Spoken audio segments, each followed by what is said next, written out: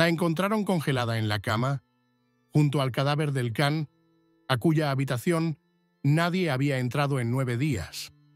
Le habían arrancado las uñas y entre los labios tenía un mechón de pelo de zorro, apretado hasta hacerle sangre. Decían que era su amante, pero su nombre no figuraba en la lista de concubinas.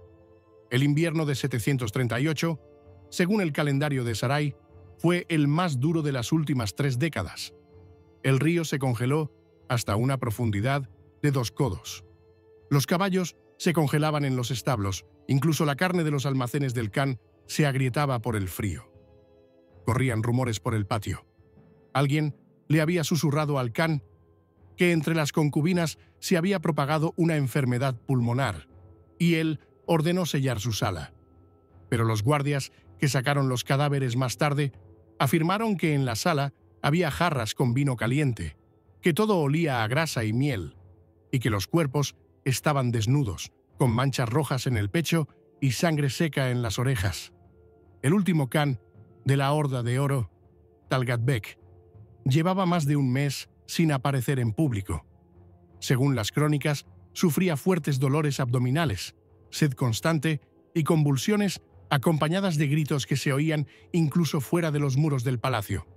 El médico de la corte, un anciano uzbeco llamado Katshir, ordenó que le prepararan una decocción de corteza de abedul y sangre de cabra, pero según los guardias, él solo bebía agua.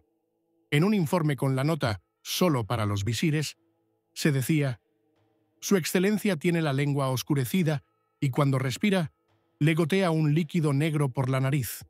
Tiene los ojos turbios y la voz quebrada. Habla con mujeres que no están en la habitación». De los protocolos secretos conservados en los archivos de Bujará, según la información de la guardia cercana, el Khan prohibió que le cambiaran la cama.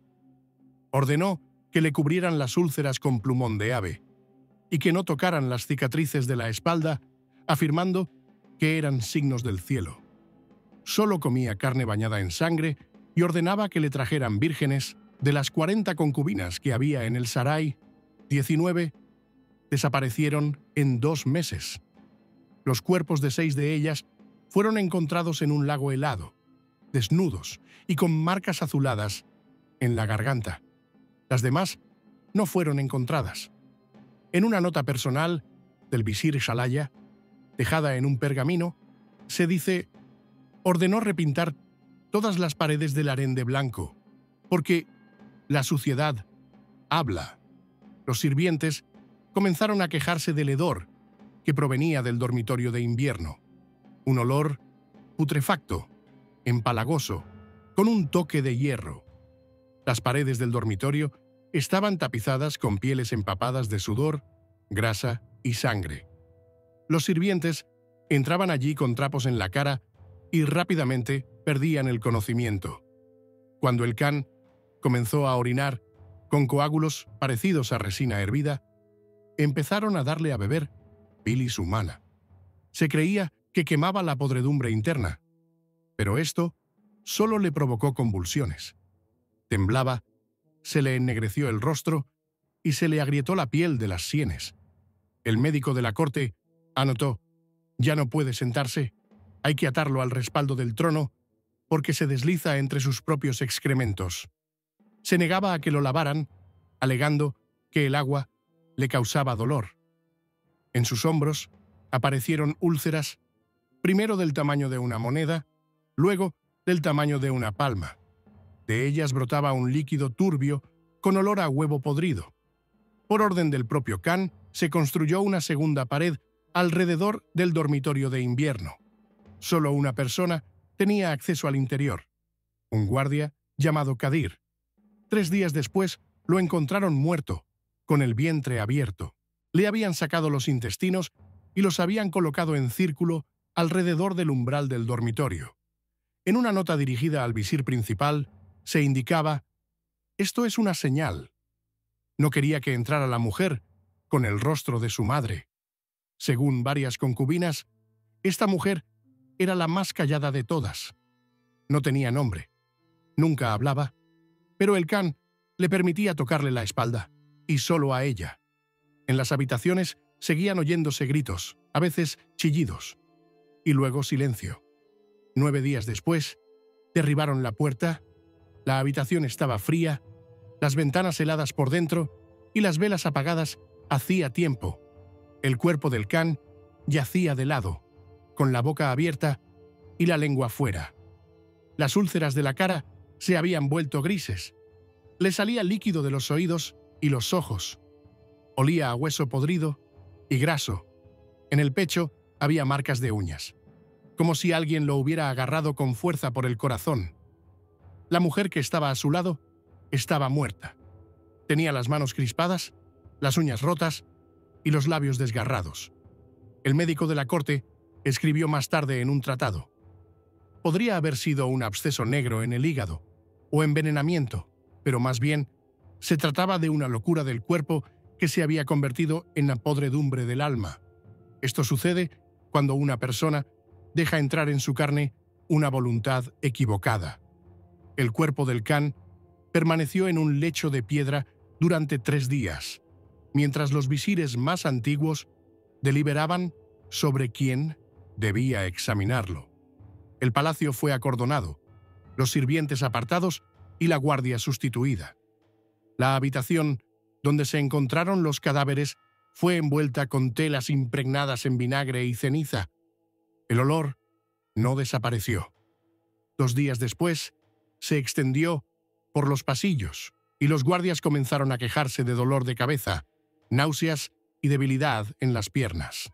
Según el informe del médico Hajir, redactado al 3er día, su rostro estaba necrosado, como el de un ahogado. Los párpados estaban hinchados, la piel áspera como la lana de oveja y de los ojos brotaba un líquido turbio.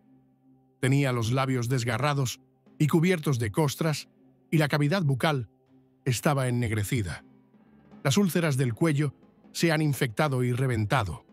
Olía a tierra húmeda y carne podrida.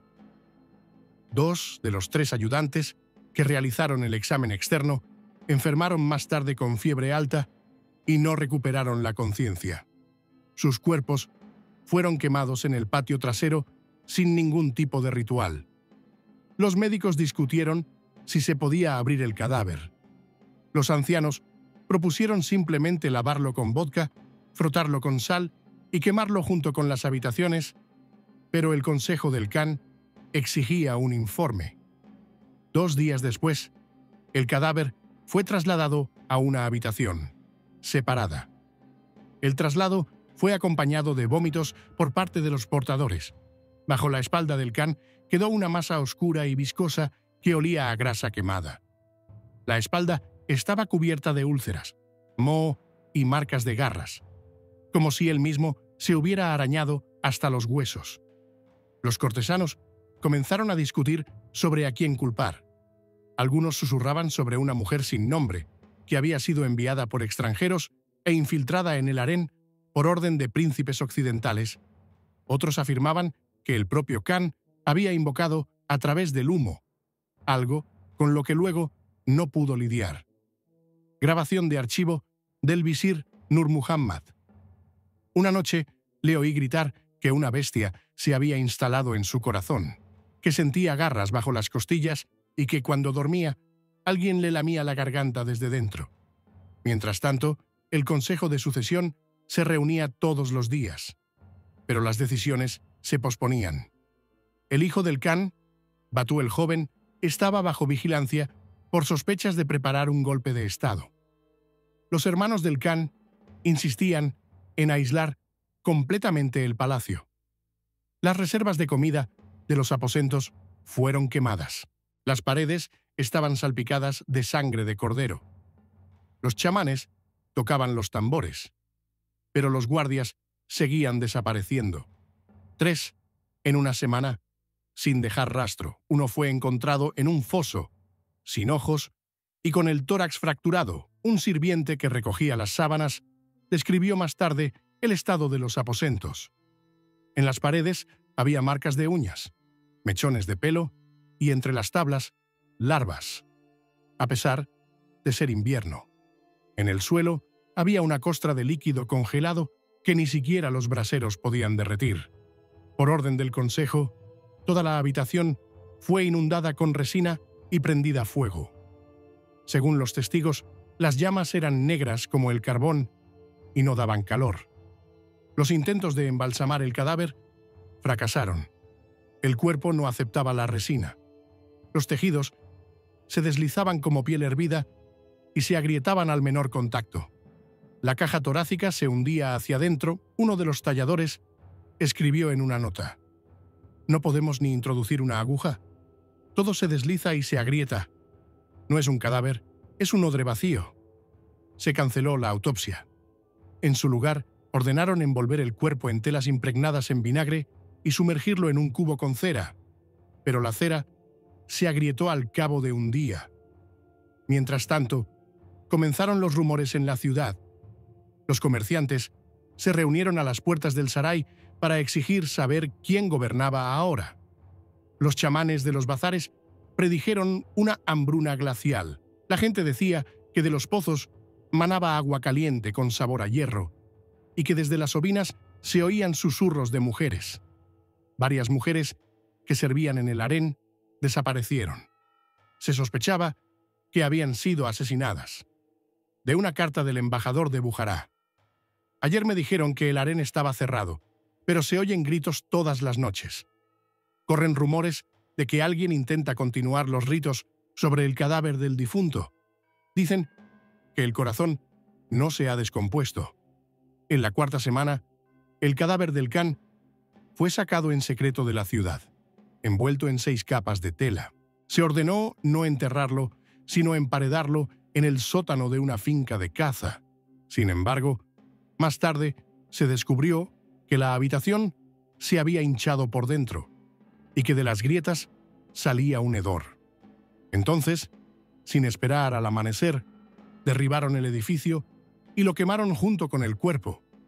Sin embargo, según informes procedentes de los asentamientos orientales, un mes después de la quema, aparecieron niños sin rostro, que vagaban por las carreteras y hablaban en la antigua lengua de la horda. Los mataban, pero volvían. Y en la casa del visir mayor aparecieron manchas rojas en las paredes que no se podían limpiar. Pasaron 17 días después de la quema del cuerpo. Durante ese tiempo, no se abrió ni una sola ventana en el cuartel general. Las alfombras que cubrían el suelo fueron enrolladas y llevadas al hielo del Volga, donde fueron quemadas junto con leña, orina de oveja y un trozo de icono. El aire del palacio seguía siendo pesado. Algunos lo describían como una venda mohosa puesta sobre la boca. El consejo, sin elegir un nuevo can, se dividió en 2 bandos. Unos promovían la candidatura del hermano del difunto, el anciano y paralítico Shagai, que no se levantaba de la cama desde otoño. Otros traían en secreto a los jóvenes hijos de las concubinas para que prestaran juramento, con la esperanza de utilizarlos como pantalla para su propio poder. Casi todas las mujeres que sobrevivieron a diciembre fueron enviadas a lejanos Aul o estranguladas en los baños. No se llevó a cabo ninguna búsqueda oficial de la tal, la concubina sin nombre que supuestamente había envenenado al gobernante. En el informe del sirviente de Shiralí se dicen que ha desaparecido, pero yo vi como una de las sirvientas del baño se ahorcaba con un intestino ensangrentado, y su pelo era negro como el de ella. El cuerpo fue incinerado sin identificar. Mientras tanto, los muertos seguían llegando. El principal grabador de sellos, que había vivido en la corte desde su infancia, enloqueció repentinamente, se cortó la lengua y murió en su habitación.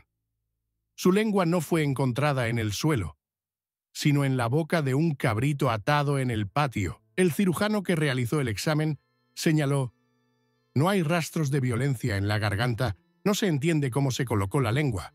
La boca del animal está cerrada, pero no desgarrada». Por las noches, alguien seguía dejando ofrendas en las habitaciones vacías del can: miel, monedas, cabello y huevos negros. Los guardias afirmaban que nadie había entrado. 6 guerreros se turnaron en la guardia durante un día. Uno huyó al steppe y nunca fue encontrado.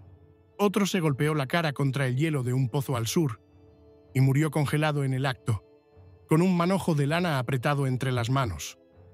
Los médicos insistieron en que la muerte del can se debió a una putrefacción interna causada por un sobrecalentamiento del hígado. Describieron un cuadro de descomposición sin calor, un estado poco común en el que el cuerpo pierde su fuego interno y comienza a pudrirse en vida.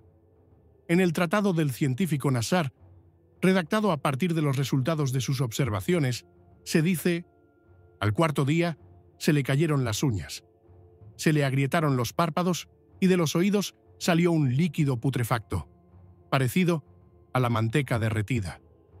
Noté que los órganos internos parecían seguir moviéndose incluso después de la parada cardíaca completa, como si los intestinos se retorcían por sí solos.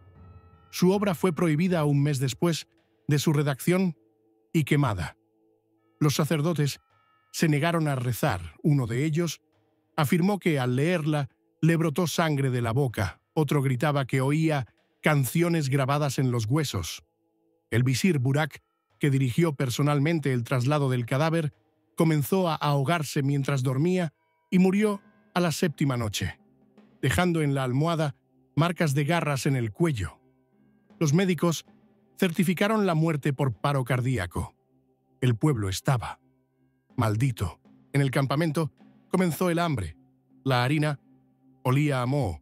La carne se pudría en el frío. La gente decía que los últimos caballos no tenían descendencia. Las mujeres dejaron de menstruar.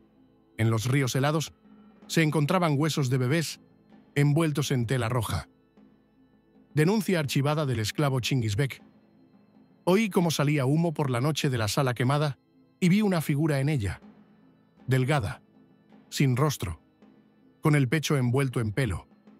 Arañaba la puerta y susurraba algo así como: «Déjame salir». Sus palabras fueron escritas y él fue encontrado más tarde en un pozo. En la frente tenía una marca grabada, similar al símbolo familiar del can fallecido. Algunos miembros del consejo insistieron en abandonar completamente el palacio, otros propusieron emparedarlo junto con todos los que estaban dentro. Pero ninguna de las partes se atrevía a dar el primer paso. Todos esperaban.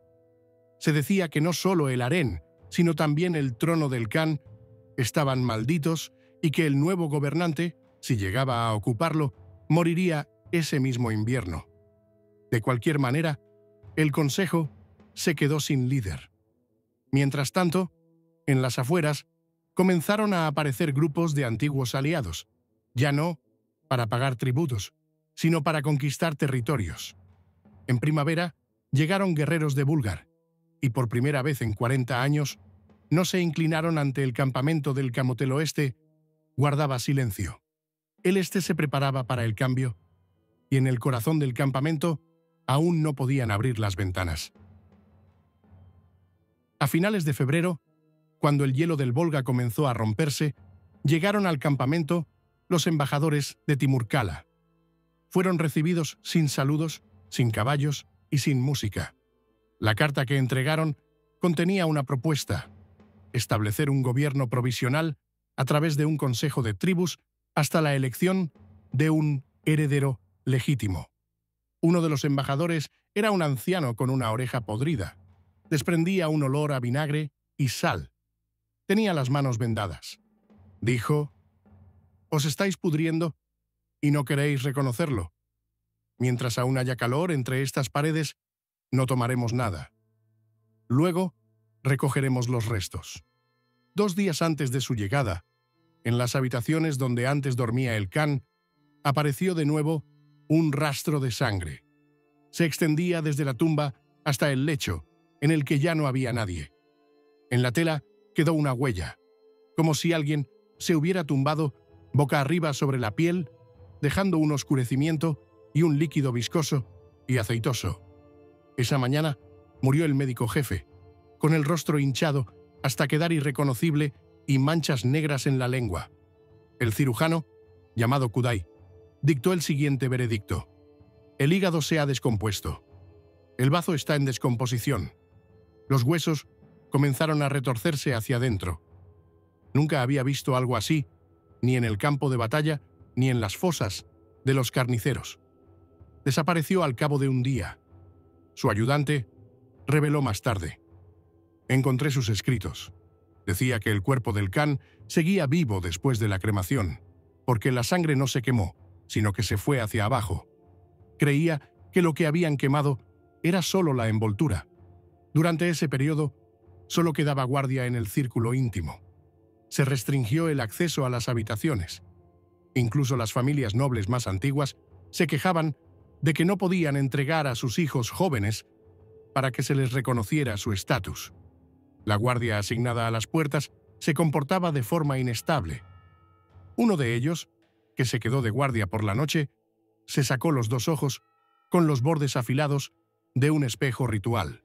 Otro entró en una lenta inanición. Se negó a comer, a beber. Permaneció en silencio hasta que se consumió. Encontraron su cuerpo en un rincón, con los dedos rotos y la piel petrificada.